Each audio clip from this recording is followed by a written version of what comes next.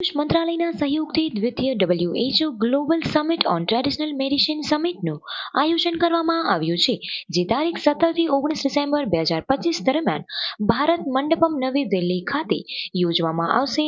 ગૌરવની વાત તો એ છે કે 2023માં ગુજરાતમાં સફળતાપૂર્વક યોજાયેલી પ્રથમ સમિટ પછી ભારત બીજી WHO global summit on traditional મેડિસિનનું આયોજન કરશે. આ સમિટ માનવ આરોગ્ય, સુખ અને સુખાકારી માટે પરંપરાગત દવાને મુખ્ય પ્રવાહમાં લાવવાના સામૂહિક વૈશ્વિક પ્રયાસમાં વધુ એક મહત્વપૂર્ણ સીમાચિહ્ન છે, જે ભારતના સર્વે ભવંતુ સુખિનઃ સર્વે સંતુ નિરામયઃના વિઝન સાથે સુસંગત છે. નમસ્કાર.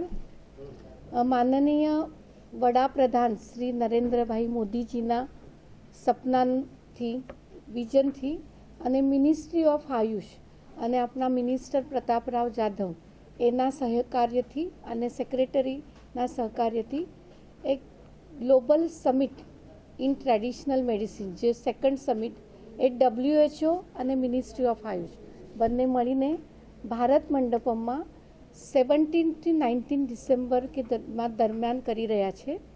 એનું ટાઇટલ છે restoring the balance between science and practice of health and wellbeing.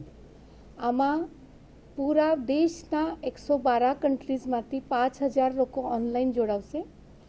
1000થી વધારે સાયન્ટિસ્ટ, મિનિસ્ટર એ ઓફલાઈન થશે અને institute of teaching and research જે INI છે એમાં પણ વધુ સહકાર્ય એમાં છે આયોજનમાં, જેમાં ડિસ્કવરી ઝોન એક એક્સપો છે. એ એક્સપોમાં કલ્ચરલ કમિટીમાં, સાયન્ટિફિક કમિટીમાં અને પૂરા આયોજનના સ્ટીરિંગ કમિટીમાં ઇટરાનો સહભાગ લેશે. આમાં સાઇડ ઇવેન્ટ છે અશ્વગંધા પર, કે જેનું સાયન્ટિફિક વેલિડિટી, સેફ્ટી થશે. કલ્ચરલ પ્રોગ્રામમાં રિકી કેનો એક 3 ટાઈમ ગ્રેમી એવોર્ડ વિનર, એનો પ્રોગ્રામ મિનિસ્ટ્રી તરફથી નેટવર્કિંગ ડિનરમાં થશે.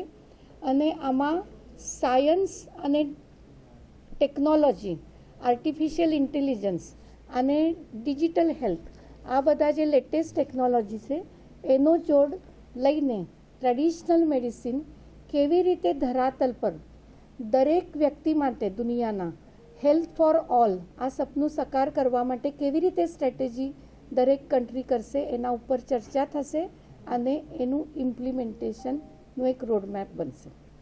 મેડમ, કેટલા દેશના અંદાજે કેટલા લોકો ઉપસ્થિત છે? 115 કન્ટ્રીઝના 700થી વધારે રિપ્રેઝન્ટેશન, જે બ્યુરોક્રાટ, સ્ટ્રેટેજિક, પોલિસી મેકર, સાયન્ટિસ્ટ અને મિનિસ્ટર, એક હાઈ લેવલ ડેલિગેશન 700 લોકોનું 115 કન્ટ્રીથી આવશે. Thank you.